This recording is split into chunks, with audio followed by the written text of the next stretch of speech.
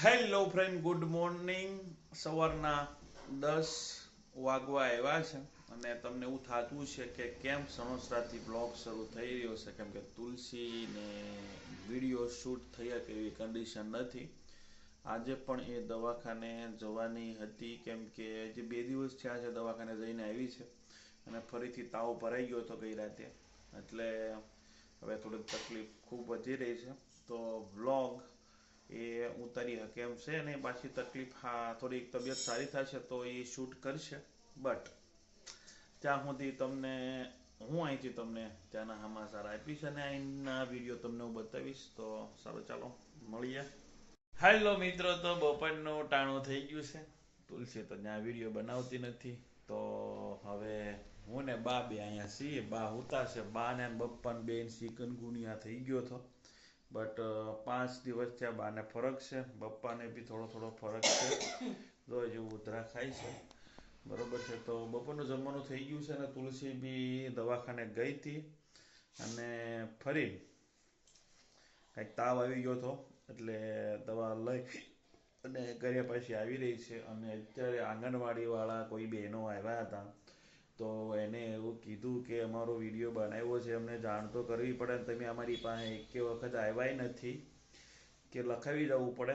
પણ એવું કોઈને ખ્યાલ ન હોય કે ભાઈ, કેમ કે માહિતી જ ન હોય, આવું કંઈ મળે એ જ માહિતી ન હોય. આશા વર્કરને કહેવું પડે કે આંગણવાડીમાંથી આવી બધી વસ્તુઓ છે એ મળે તો એ વસ્તુ તુલસી છે તો લેવા જાય. હવે માહિતી આપવા માટે કોઈ માણસ રાખેલા હોય, એની ભૂલ હોય, તો એને, કેમ કે પ્રેગ્નન્સી પહેલી હોય એટલે એને કંઈ ખબર ન હોય શું શું લાભ મળે એમ. આ તો આશા વર્કર આવ્યા હતા, તમને 6,000 મળશે, બબ્બે હજાર, સોરી, 2,000ના હપ્તા મળશે, તમારે ચેકિંગ કરાવવા આવવાનું થાય ને આમ કરાવવાનું થાય ને, તો એને માહિતી તો આપવી પડે ને. પહેલી વખત પ્રેગ્નેન્ટ હોય એટલે એને ખ્યાલ હોય જ નહીં કે શું સહાય મળે છે. તો એ તો કહેવાની કોઈની ફરજ તો હોય ને. ડાયરેક્ટ થોડી અમને બધી ખબર હોય કે અહીંયા જવાનું, અહીંયા જવાનું, અહીંયા આમ મળે. સરકારે માણસો રાખ્યા જ છે ને પગાર એ આપે જ છે, તો એ આશા વર્કર હોય કે કોઈ બી હોય, કોઈને તો માહિતી આપવાનું કીધું છે. બટ એવી માહિતી કોઈ અમને આપવામાં આવી નથી, એમને કાંઈ લાભ લીધો નથી. એમાં તમારો કંઈ ગુનો નથી. ગુનો કરવાવાળા હશે અને માહિતી અમને નથી આપી એનો છે. તો સારું, ચાલો હવે આપણે ભોજનિયા કરી લઈએ.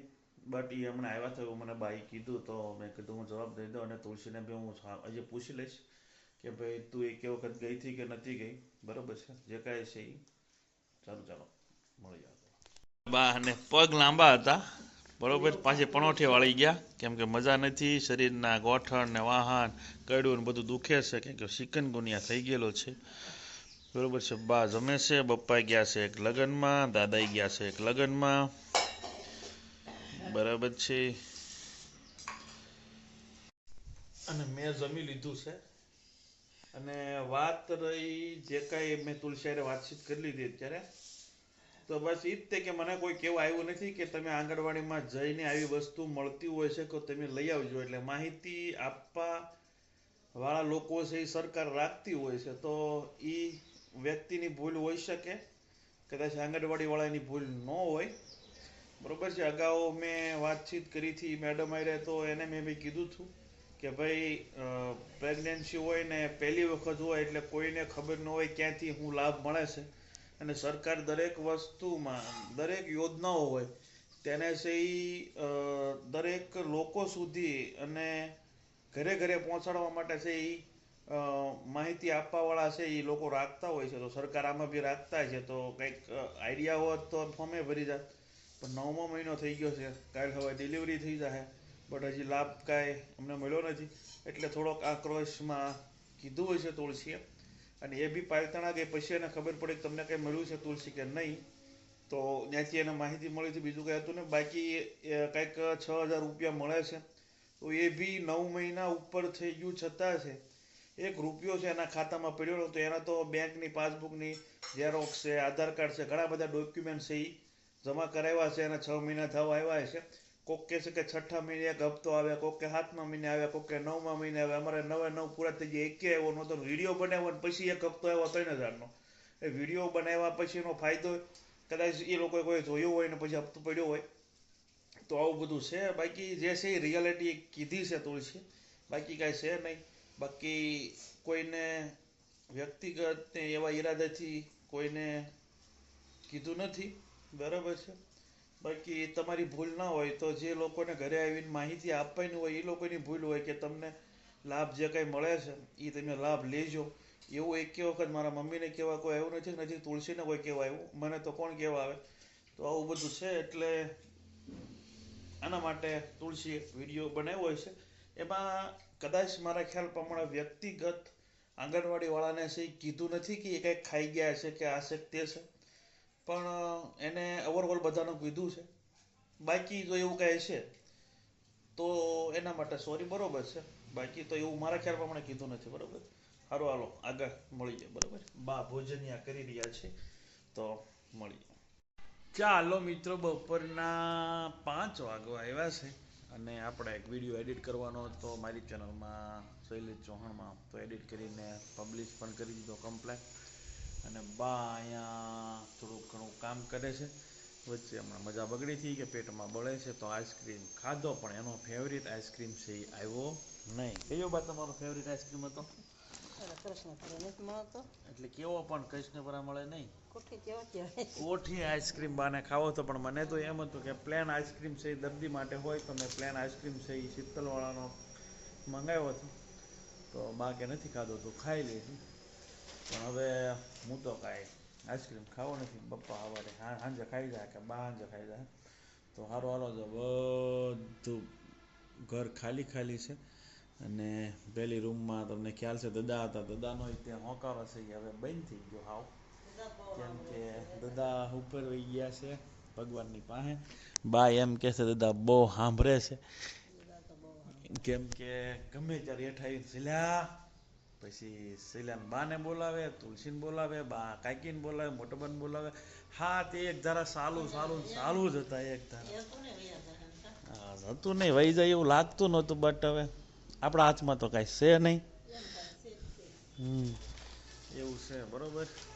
તો હાવ શાંત થઈ ગયું છે ઘર, બરોબર છે. અને મારા બેન ને ભાઈ છે, દાદાના દીકરા બંને છે, કાકાના દીકરા બંને છે, બધા લોકો છે એ સુરત છે. હું એકલો, બા અને પપ્પા, દાદા અને દાદી, એટલે મોટા પપ્પા મોટા બા, અમે 5 જણા છીએ ઘરમાં, બીજું કોઈ છે નહીં કાબા.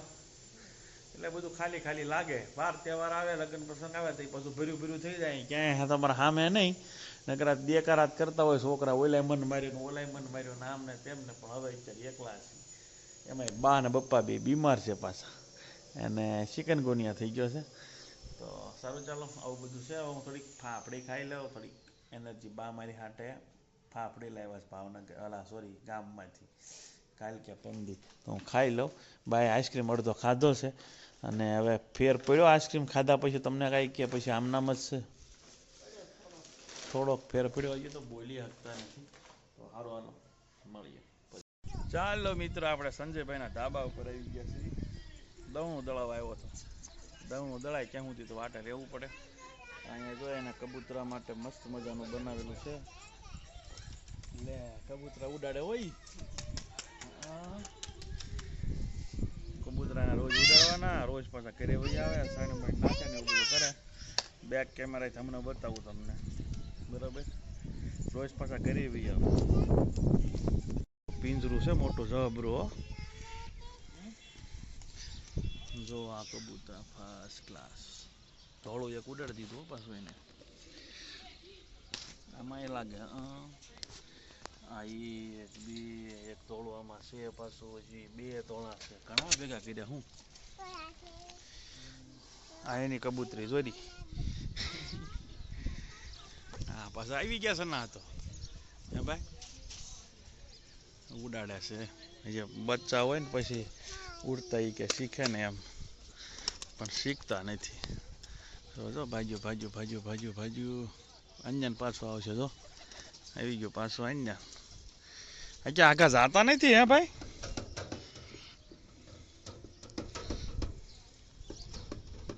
અરે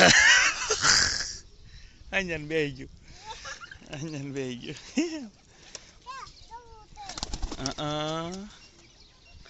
જોઈ લો કાંઈ ઘટે નહીં. અહીંયા સના પાણી ટેવાઈ ગયા છે અને પગે કંઈક અલગ જ છે એન્ટિક બધાના પગ બધા છે ને એકના મને. ઓહો પગ જોવાના પગ જોવો ઘણા પાડ્યા છે હો. નાચે છે ઉડી જાય ને આચે છે વૈયા આવે. મીંદરાનું ધ્યાન રાખવું પડે અને છોકરા જો એમાં રાખે આમના મજા કર્યા રાખે. જો કેવી મજા આવે જો એને.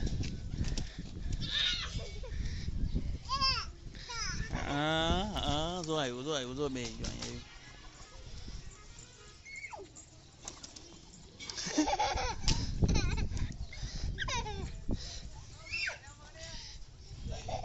આવું છે બધું અમારા સંજયભાઈનું કામકાજ. બરાબર છે.